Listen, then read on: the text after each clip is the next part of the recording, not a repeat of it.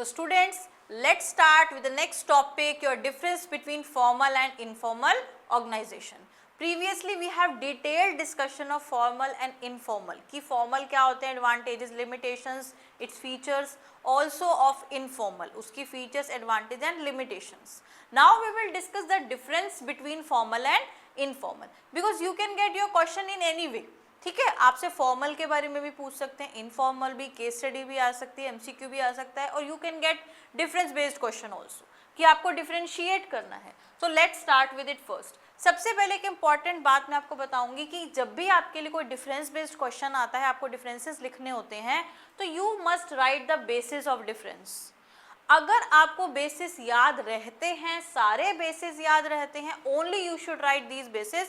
In case आपको basis याद नहीं है और आप अपनी अंडरस्टैंडिंग से उसका डिफरेंस का कोई बेसिस, कोई पॉइंट, कोई वर्ड नहीं फॉर्म कर पा रहे हैं, तो उस कॉलम को मत बनाइए.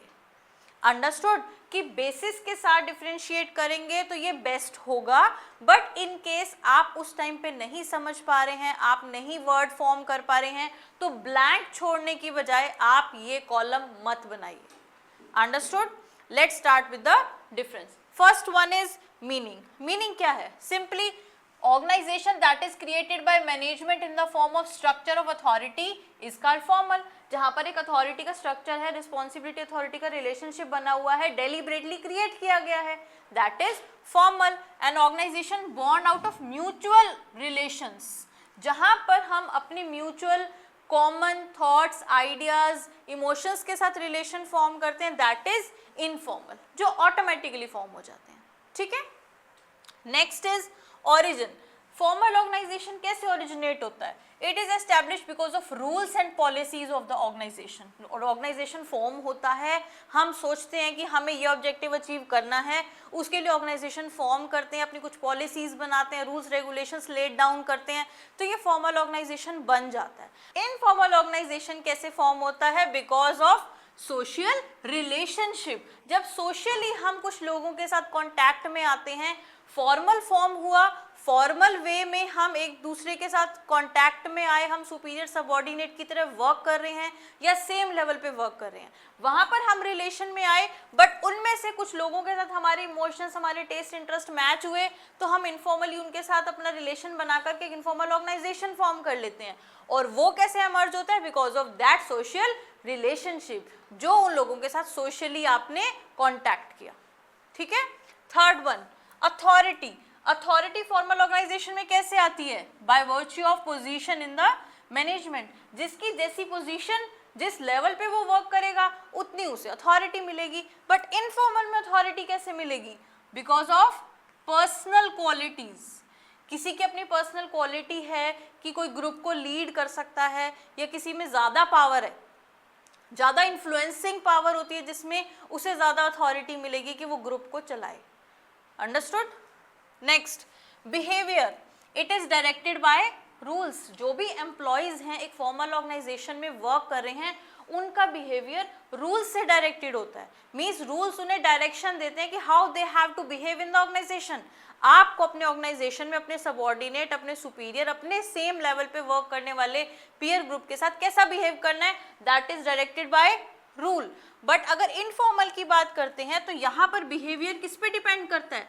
On individuals attachment, which means it is not pre determined. जो आपको अच्छा लगेगा, जिसके साथ आप अटैच होगे, उसके साथ आपका पॉजिटिव बिहेवियर होगा. अगर आप किसी को डिसलाइक करते हैं या किसी के साथ आपके अच्छे टर्म्स नहीं बन पा रहे हैं, आप इमोशनली अटैच नहीं हो पा रहे हैं, तो your behaviour will be negative towards them.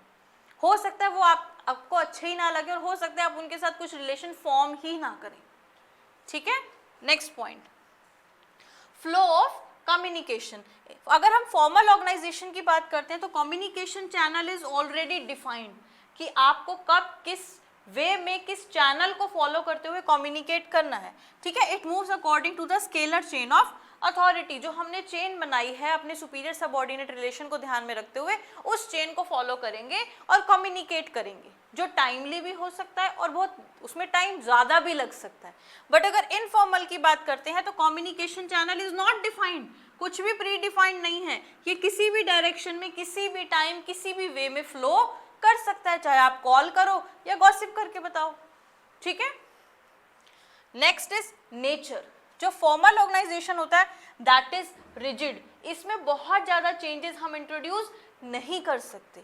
But informal क्या होता है, फ्लेक्सिबल। यहाँ पर हम क्योंकि एक ऐसे रिलेशन में है जहाँ हमें किसी का प्रेशर नहीं है, किसी पोस्ट का प्रेशर नहीं है, किसी रूल से कोई प्रॉब्लम नहीं है, कोई पॉलिसी फॉलो नहीं करनी, तो ये कैसा रहता है, फ्लेक्सिबल। ये रिजिड है जिसको हम जल्दी से चेंज नहीं कर सकते। बट आपके फ्रेंड्स, अगर आपको उनके साथ अच्छा लग रहा है, नहीं लग रहा, उनके साथ आप रिलेशन रखना चाहते हैं या नहीं रखना चाहते, वो फ्लेक्सिबिलिटी है, it's up to you. And the last point is leadership. Because of the higher rank managers are the leaders. जिनकी ज़्यादा हाई रैंक होगी, जो जितने टॉप लेवल पे वर्क करेंगे वो लीड करेंगे, वो लीडर्स होंगे। बट इनफॉर्मल में लीडर कौन होगा, लीडर इज इलेक्टेड। हमारे ग्रुप में हमारा जो भी एक टीम बनी हुई है उसमें लीडर कौन होगा, जिसे हम समझते हैं कि ये ग्रुप को लीड कर सकता है या सबको एक साथ लेकर के चल सकता है, उसी को हम अपना लीडर बनाएंगे। ठीक है। इनफॉर्मल में भी ऐसा होता है, कई बार हमारे ग्रुप्स के साथ, हमारे कुछ यूनियंस के साथ ऐसे टर्म्स होते हैं कि अगर हमारी कुछ ग्रीवियंसेस हैं, कुछ प्रॉब्लम्स हैं, हम उन्हें आगे कम्युनिकेट करना चाहते हैं, तो हम अपनी टीम में से एक लीडर ढूंढते हैं, एक ऐसा इंडिविजुअल इलेक्ट करते हैं जो हमारे लिए आवाज़ उठा सके। अंडरस्टूड। ये भी हमारी ऑर्गेनाइजेशन की फंक्शनिंग के लिए बहुत ज़रूरी होता है, एम्प्लॉयज़ के लिए भी बहुत ज़रूरी होता है। Understood. There is one case study also related to your formal or informal. I am telling you already. आपको क्या फाइंड करना है, there are 75 persons working in the production department of जय प्रकाशन प्राइवेट लिमिटेड। यहाँ पर 75 persons मतलब employees work कर रहे हैं।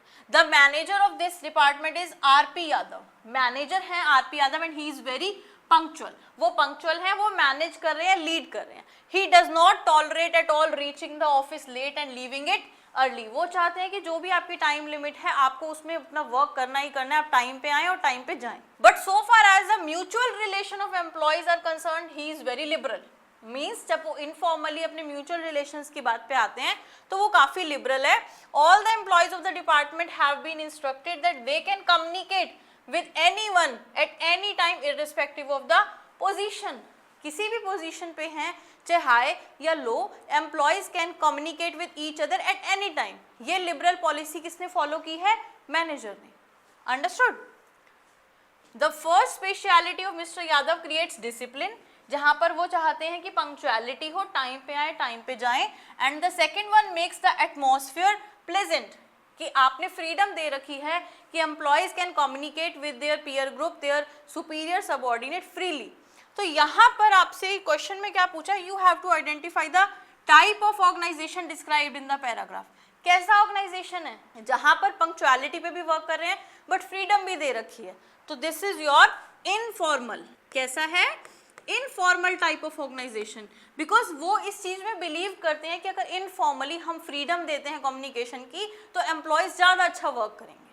ठीक है। Also explain any other two advantages of it. Informal की और टू एडवांटेजेस भी आप एक्सप्लेन करेंगे। लाइक वी हैव डिस्कस्ड कि इनफॉर्मल में क्या होता है, फास्ट कम्युनिकेशन होता है।